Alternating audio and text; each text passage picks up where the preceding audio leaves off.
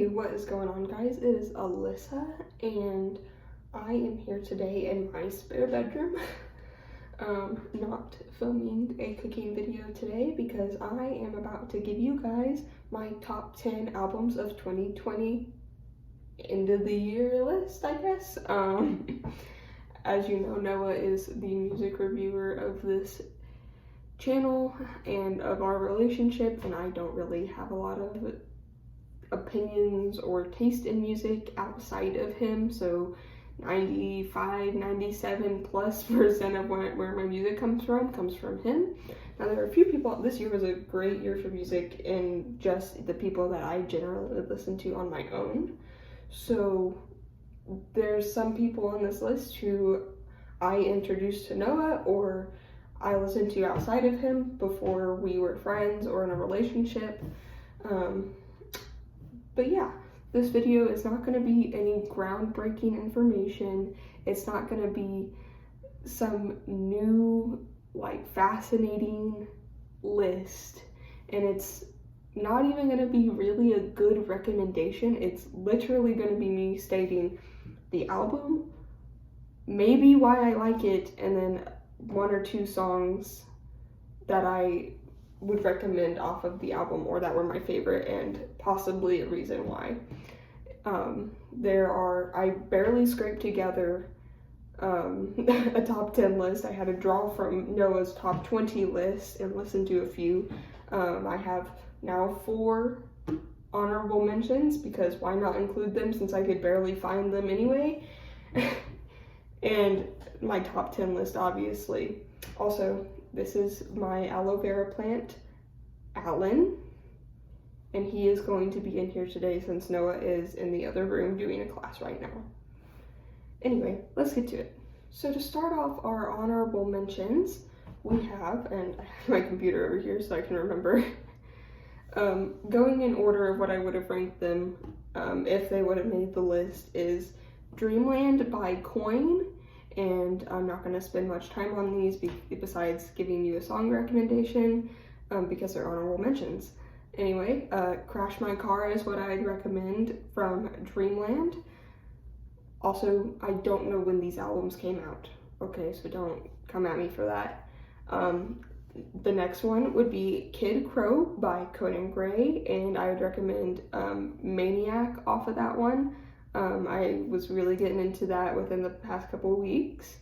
Then we have Punisher by Phoebe Bridgers, and this is already where you can start seeing a major difference in my list versus Noah's, being that Noah had this album as his number 1 and it didn't even make my top 10. So anyway, I'd recommend Kyoto. I mean, I think that was one of the singles. It's probably one that everyone's already heard, and there is, again, no groundbreaking information there. This one is something that I actually found on my own and showed it to Noah, and I'm going to completely botch her name, but I'm going to try it anyway. It's the album Hunger by Malikoa, Mali-Koa. And I would recommend off of this album the title track Hunger, which is the first song on the album. This song was just outside of the top 10, being in the 11th spot. Anyway, those are my honorable mentions, and I hope you enjoy them if you decide to listen to them, even though you've probably already heard them. As for the top 10, the number 10 spot on this list goes to Mama's Boy by Larnie or Lainey or whatever it is. I'm gonna go with Lonnie for this particular video. But I had heard about them a few years back when I was in high school.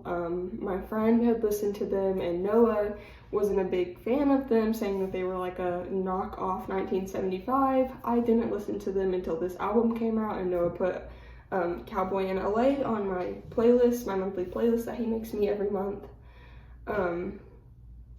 And I decided to listen to the rest of the album for the sake of this video because I then heard 2 songs and enjoyed them both, and I go, why not listen to it and put it in the contender for the top 10, and it made this spot. I made number 10, so that worked out for them. but it made the 10 spot and not any higher because I feel like most of the songs kind of sound like they're repetitive, and I know I've had this argument with a bunch of Noah's music reviewer friends about whether a repetitive album is actually repetitive or like if it's actually just being a coherent album and versus a bunch of different songs that don't sound like they belong on an album together.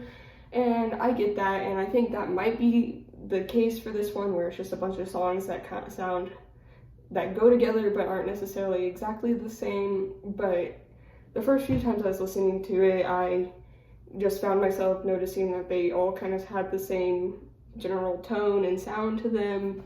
So that's why I made the number 10 spot. None of them really stood out other than Cowboy in LA, and What I Wish Someone Would Say to Me is what I believe the song is titled. I guess I can pull it up. So those two are good. I do think they kind of sound similar in themselves, but What I Wish Just One Person Would Say to Me, and that's in parentheses, and it's the second to last song on the album.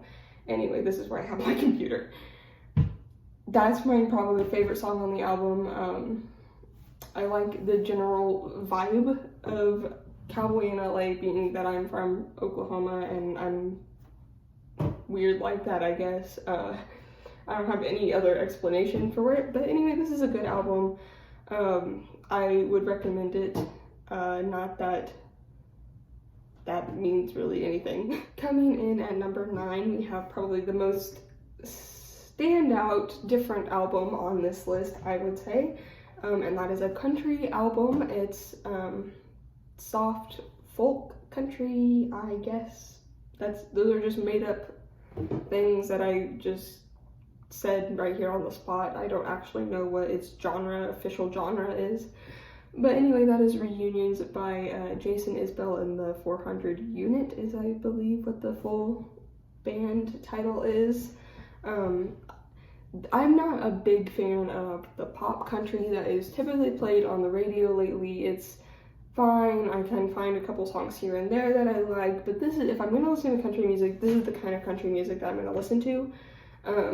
And I think Jason Isbell did it really well. It's just a very solid album. There are moments that I don't like. The title track, not the title track, the very first track on the album, I don't know why I keep calling it the title track, is What Have I Done to Help? And that song, if you know anything about me, is that I hate repetitive songs, and that song is 6 minutes and 40 seconds of basically him just saying, what have I done to help? What have I done to help? And that's it. And I don't like that song at all. And so listening to this album, it gave me not very high hopes in it making my list, but then I listened to the rest of the album and I realized that it's sad, but it's good. It's so good, and I don't know. My two favorite songs I've decided are Only Children and St. Peter's Autograph, and St. Peter's Autograph is very sad. It's a very sad song,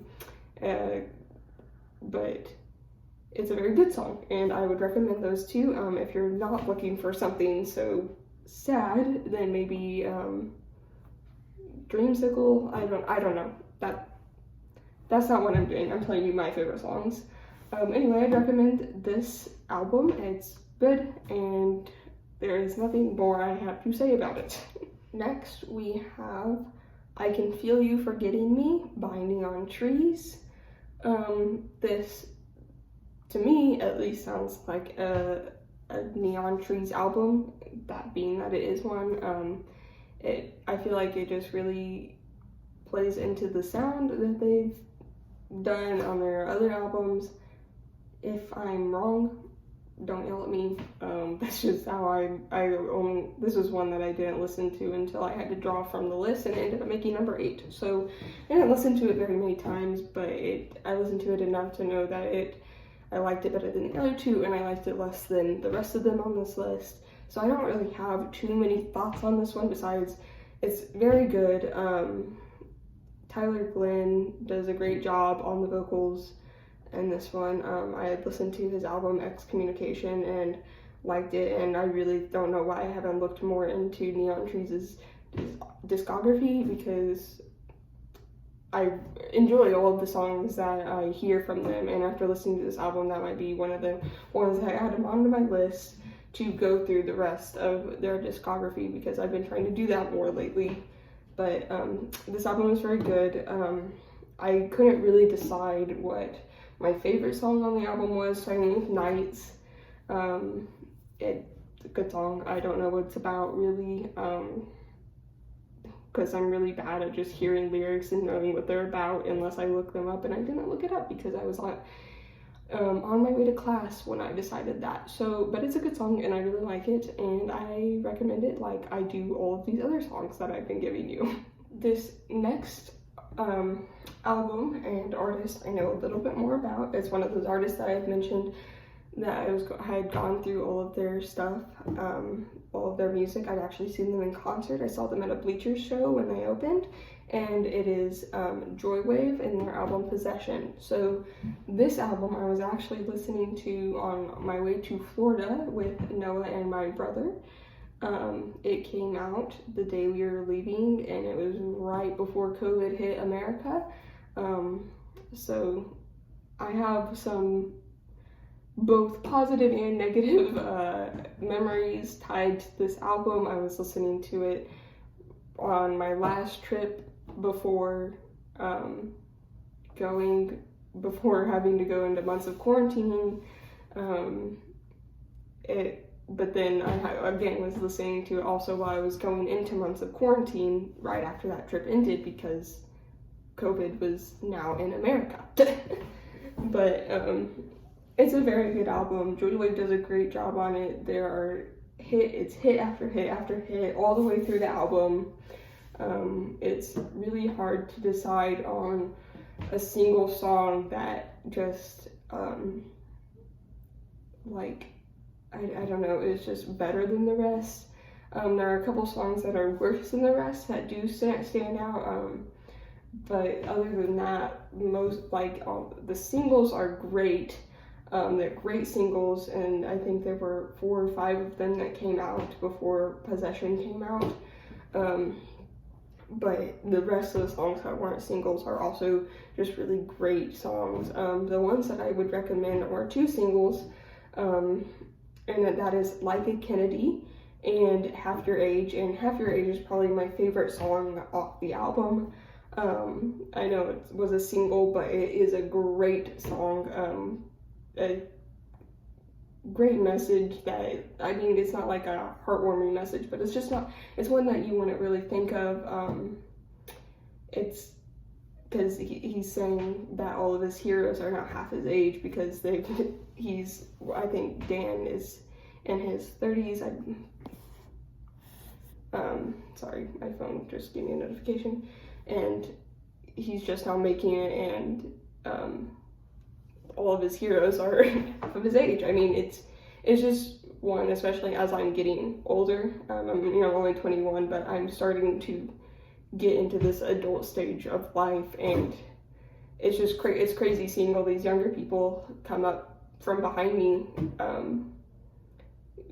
that are doing great things, that while I'm also, I'm not like unaccomplished, but still, it's just crazy. It's weird to think about that one day I will be in my 30s, and all of these people that I will be looking up to will then now be half my age, and I don't know. I think it's a really great song. I think it's a really great thing to get people to think about. It's not a bad thing. It's not shaming people for not being where they want to be in life. I don't think.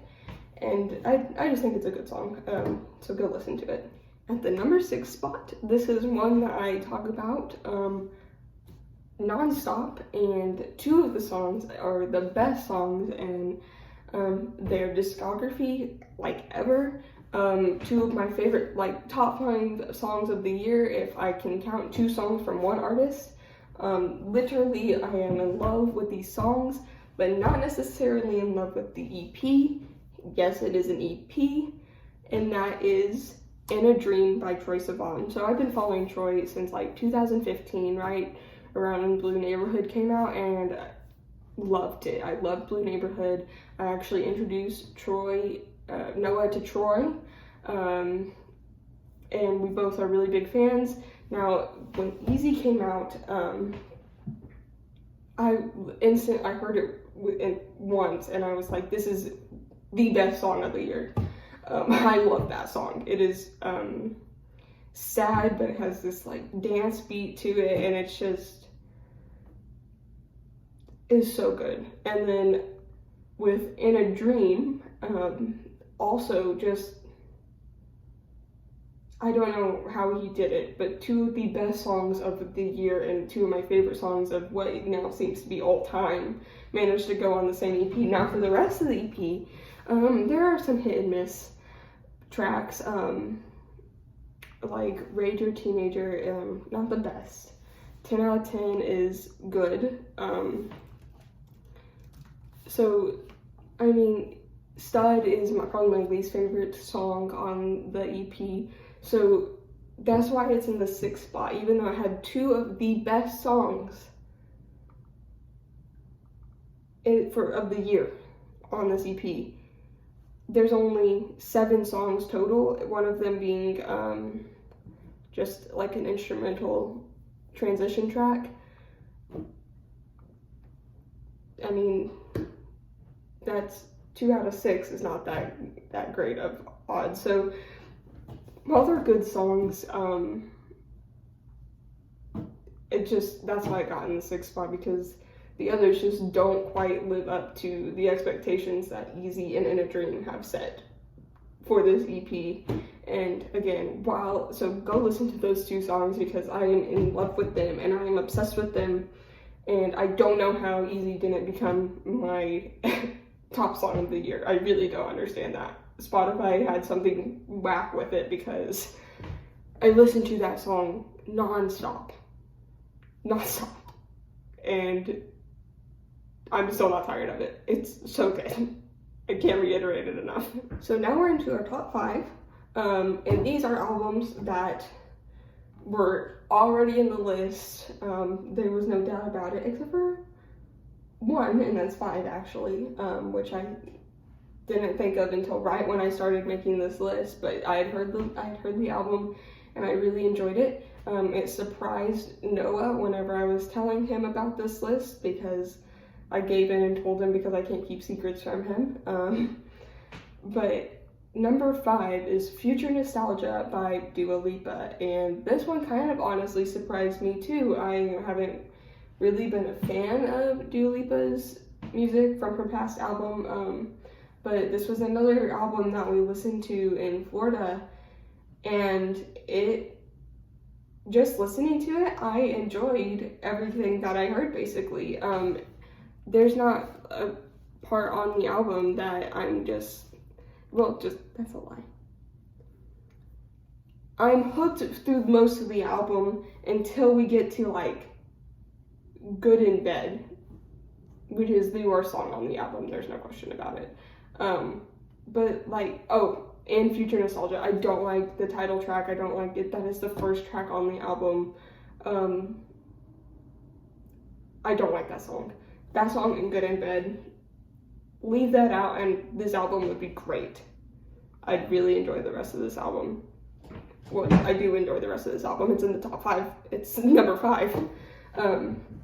But just the, like, disco, I guess, dance music that she does with this, and her voice sounds great in it, and they're all just, like, they're just good. They're just good songs, and Noah was obsessed with it for a long time, and he was recommending me these songs from this album, and I just really enjoy it. I've been listening to it a lot recently, but when I went through and listened to it again for the purpose of this list, I go, this is a dang good album, and it deserves this number 5 spot, because I don't necessarily enjoy it quite as much, but it's a tough choice.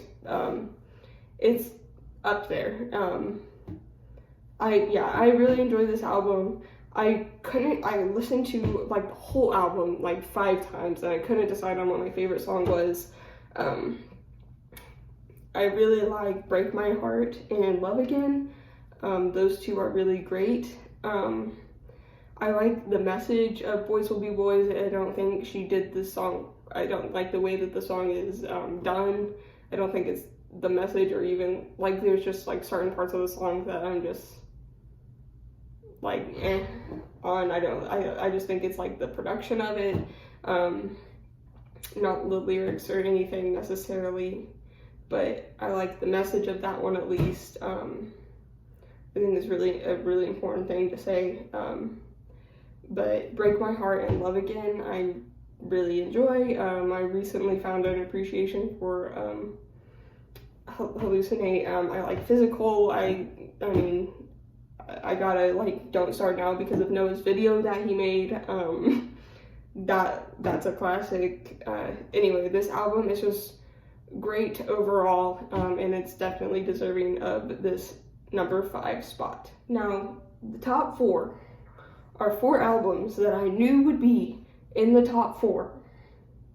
It's just where they were put in the top 4 that I just really had to think about. And I know I've told some people that this album was maybe my best album of the year, but after listening to it a couple more times, I decided to move it down to the number 4 spot, because the other 3 albums are just so good, and this one is so good. And I know there is some disagreement, especially from True North Reviews,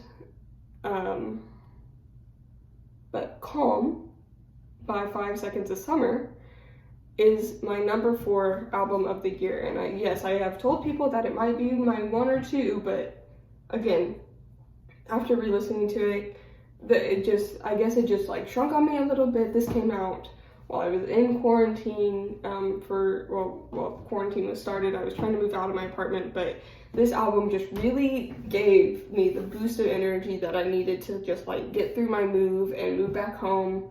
And the song, it's just so good. Old Me is not good, but the rest of the album is just, High isn't very good either, but the rest of the album is just so good. The singles are great. Wildflower, best song on the album. I think that one was my number 1 played song of the year. No Shame is great. Red Desert, great. No Shame shrunk on me a little bit, but that's because I literally played it nonstop when it came out. But Red Desert and Wildflower made my top songs of the year list, and they are just so good. Callum did such a good job on Wildflower. He sings the whole thing. He's the bassist of 5 Seconds of Summer, for those who don't know. He wrote the whole thing, and it is just great. It is very well done. I love the production on it. It's just really upbeat. You can like dance to it. You can turn it all the way up. It's a great song to turn all the way up in your car and just like blast, and it's just so good.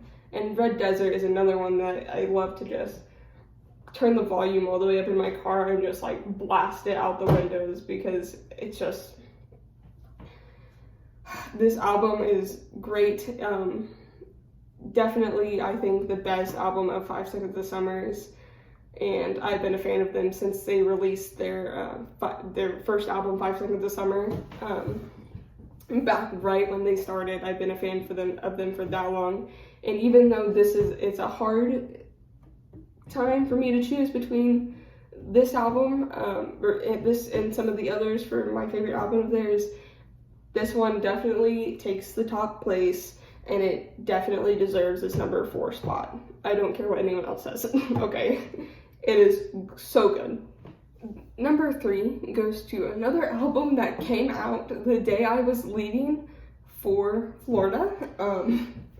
We listened to it a few times on that trip, and it is such a good album. I didn't have quite the appreciation for it when it came out that I do now, but it is a solid pop album. Definitely deserves this number 3 spot, and it is Heartbreak Weather by Nile. horn. I love Niall, okay? I love him a lot. He was my favorite member of One Direction, and I was a fan of One Direction since 2012. I've been following Flicker was like my favorite album of the year that it came out. I listened to it so many times. I love Flicker. And Heartbreak Weather really lived up to the expectation that I was expecting with Niall's new album. And it was not the same as Flicker. It wasn't the same type of music, the same tone, but it delivers on everything that I was wanting for it. The songs are hit after hit after hit, all except for, it's slipping my mind. I love Heartbreak Weather, the song. For a while I would just play that one because I was obsessed with it for a while. Nice to Meet You is okay, and No Judgment is my least favorite of the singles and my least favorite song on the album, but the rest of them are just so good. Niall sounds great, the production sounds great, it is such a great pop album. Niall just does such a good job on it. I just liked how he took Flicker and he then changed his style almost completely and still did it in a way that it is pretty much tied. Like, I can't decide which one I like better because I love them both so much. I really thought that I would like Flicker better because I didn't think anything could top that one, but Heartbreak Weather does a phenomenal job at it, and it is so good. Niall does a great job, as expected. So go listen to Heartbreak Weather. My favorite songs are probably Put a Little Love on Me, Everywhere, or just Heartbreak Weather. Those are all great. I couldn't really decide which one I love more. Put a Little Love on Me was a single. It made me cry the first time I heard it, I'm pretty sure. It's just a beautiful song. And if you're looking for something a little more upbeat, Heartbreak Weather is definitely where you should go. Everywhere, if you are looking for something that's not like quite as mainstream known, not quite as known, Everywhere would be a good choice. You can't go wrong with this album. You just can't. This number 2 spot fought really hard with the number 1 spot, and it really came close to getting number 1. I listened to it and I was like, this album is just so good, but I just couldn't put it up there. And I could have sworn it came out in 2020, but I guess it came out in December of 2019, as I was informed by Noah, and that is Fine Line by Harry Styles. Not really a surprise probably to anyone that this one made it on my list. I love Harry. He was my second favorite member of One Direction. I've been following his music ever since. His self-titled album, I loved it. And Fine Line did not come in and disappoint. Whenever the lead single Lights Up came out, I was expecting to not like it very much. I didn't like the direction the song went. I didn't think it was a good lead single. I was kind of let down, and then he just threw out Watermelon Sugar and Adore You, and I go, now this is Harry. This is the Harry I want to see. This is what the music I want him to make, and it's different from his stuff on Harry Styles, but it's still Harry, and I think it just really fits with everything he's trying to go for, and I just can't wait for COVID to finally be over and to go see him on tour, finally, because I have tickets for it if I ever get to actually use them and see these songs live. They're going to be amazing. The leading track of Golden is such a punch in the face, but in such a good way. It is another one of those songs I just want to turn up and blast out of my car windows. He does such a great job on the vocals, on the production. It just is exciting, and it's just a great song. And then Watermelon Sugar and Adore You don't take that down any. They're great singles, they're great songs, and I know me and Noah disagree on this because he doesn't like those two songs, but they're two of my favorite songs on the album. Golden is on my top songs of the year list, and then those two were almost on that list. I couldn't add all of Harry's album to my list, though. Lights Up takes it down a little bit, but then you come right back with Cherry and Falling, and they're so sad, but they're so good. They are punches in the face that are also good, but sad. and it's just so good. The back half of the album I didn't like when I first started listening to this album, but I've now found a newfound appreciation for all of those songs, like Sunflower and Canyon Moon. I appreciate them so much more now, and they're good and very good songs, and I don't know what was wrong with me and why I didn't like them. I was just probably so focused on how good that first half of the album was that I just couldn't properly appreciate the back half. Anyway, but She and Sunflower and Canyon Moon, they are great songs. He does a great job on them. Again, I think they are weaker than the first three songs and Falling and Cherry, but they are still, like, they scream Harry. All of this album just screams Harry Styles, and I think it's so amazing that he was able to do that.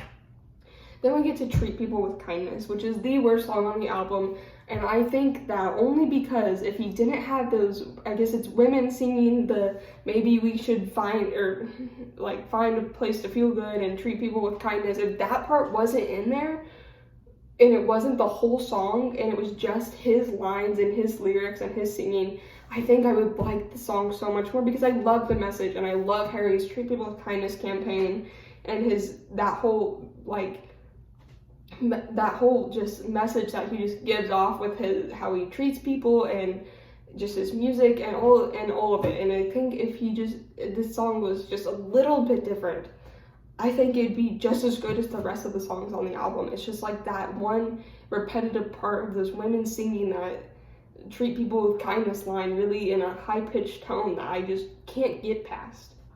And then we have Fine Line, which I know some people is really hit and miss with people. Some people think it's a horrible closer and it's a bad song, not good at all. Some people think it doesn't sound like a Harry Styles song. It's weak compared to the rest of the album. I disagree. It is such a good song. It is almost my favorite song on the album. It might be tied with Golden. It's very hard. It's just sad, and it just is amazing closer, and it is such a contradictory to Golden. You come in with that punch and you end on this like soft note of will be a fine line, and it is just great. I love that Harry did that with his first and last song, and I love that those two are my favorite songs on the album. Overall, Fine Line definitely was a hard choice to put in the number 2 slot. Not I thought it should go any lower, that I really thought it should be higher, but unfortunately I just couldn't get myself to do it. And lastly, right as the sun is starting to set outside, I've been filming for about 40 minutes now, and I unfortunately chose a time when the light is going away, but we have reached our number 1, which will come as no surprise to anyone who has watched a few videos on this channel, and that is One Day at a Time by Codeine, my all-time favorite band. I love their music. With Politics of Living, they hit a weak point in their discography, but I still really enjoy it. But they brought it back up with One Day at a Time, and I am in love with this album. It is the only album on this list that I don't dislike any of the songs.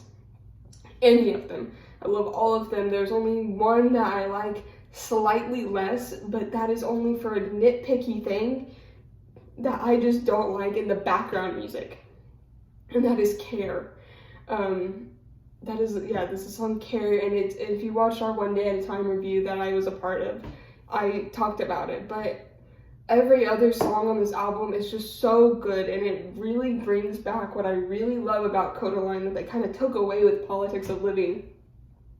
And that is that sound. I think it's a mixture of their first 2 albums, which are great 10 out of 10 albums in my opinion. they got me through high school, and this is about to get me through college. And One Day at a Time is just, they titled it that because of COVID, and just all, like, that's the theme of the album and just the songs, and it was just fitting for what people were going through right now, and it really is. And I think for me going through college, I just got it. The past few semesters have just been so hard, and this album takes me and grounds me and helps me get through the next two semesters, and then eventually 4 years of vet school, which is going to be insanely hard, which hopefully they'll have a new album out by then. But I just love all of the songs. Wherever You Are came out, I cried and cried and cried because it's such a beautiful song, and the music video is heartbreaking, and it's just about, I'm not gonna go into what all these songs are about, because I could just talk and talk and talk about Codeine forever. I can do it forever, sorry. Wherever You Are is beautiful. That is one of my favorites. In the End, a great closing track. Noah really likes the lyric, we forgive, we forget, and move on. I think that is a great, it's just such a, the song is just so, I'm just like at a loss for words. I don't know how to describe how these songs make me feel, but like in the end, it just makes you feel like everything's gonna be okay. And those lyrics are just like what I feel like at least I needed to hear, especially with everything that's going on in America right now. Now we don't want to necessarily forget and forgive all of these things that have happened, but it just makes you feel like everything will be okay despite those.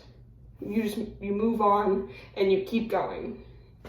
And so that song is amazing. Everyone Changes is another one of my favorites. I mean, I could list a reason why I love all of these songs. Everyone Changes is really catchy and about just a relationship that didn't work out, but that's okay, and it's because people change and sometimes they don't grow together, and like that, it's just, these aren't groundbreaking songs necessarily, but